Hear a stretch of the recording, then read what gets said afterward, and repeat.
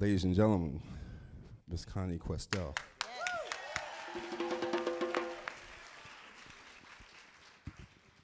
The story I'm about to tell you is about a gentleman named Thomas A. Dorsey, a child prodigy back in Atlanta who was a composer, a singer, and a pianist. And he began to be very popular in Atlanta, and he played all over and made a good amount of money. And eventually he got married to a woman named Nettie Harper, and they were very happy.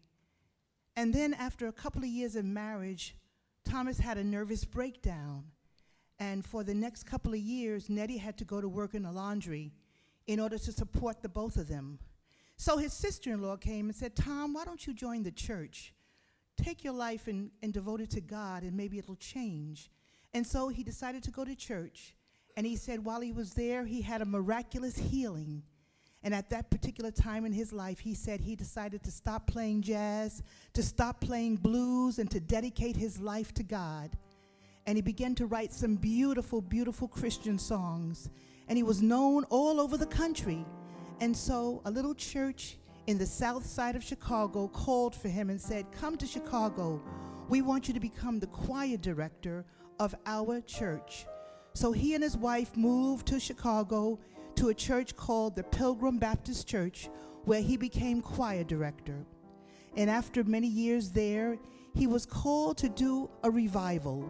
And so he left his wife, who was pregnant, and went to do this revival. When he got there the second night, a telegram came. And when he opened up that telegram, on that yellow piece of paper, it said, "Your wife has just died." At that moment, he was devastated. He was hurt. He thought God had forsaken him and had did him an injustice because he had dedicated his life to God. And at that moment, he vowed he would never sing another Christian song. He would never write another Christian song. And he went back to blues and jazz.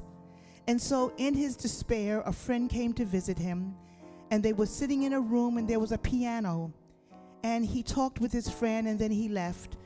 And Thomas was sitting there, and he looked over at the piano. He hadn't touched it in weeks. But when he went by the piano, he sat down, and his fingers brushed the keys. And all of a sudden, he played some keys that he'd never heard before.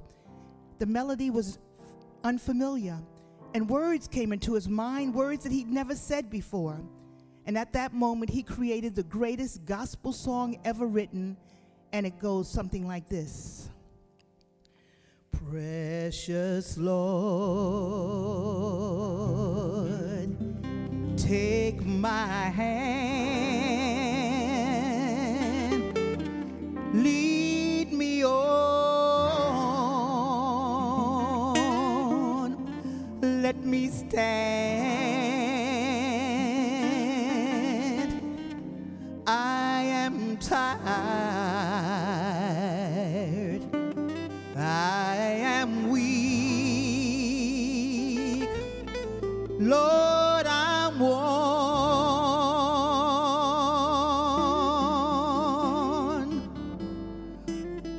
through the storm,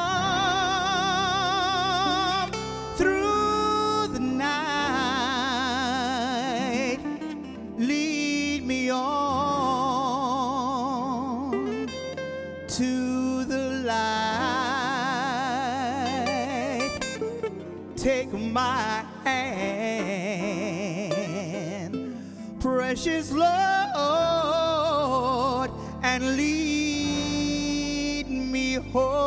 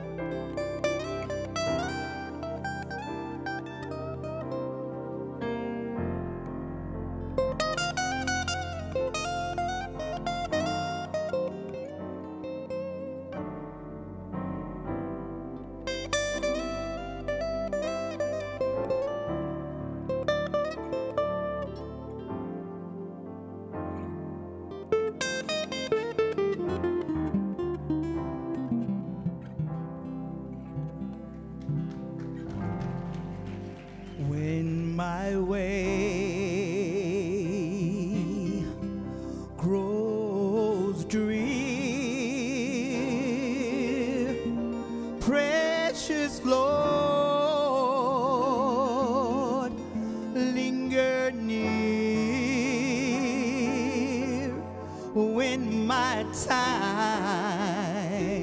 oh, when my time is almost gone,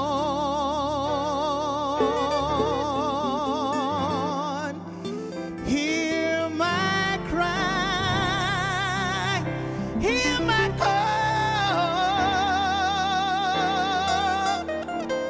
take my hand lest I fall, hold my hand, precious Lord, and lead me home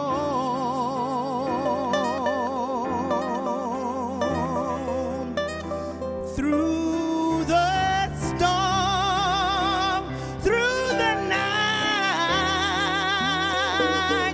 Lead me on, lead me on, lead me on to the light. Take my hand, precious Lord, and lead me home.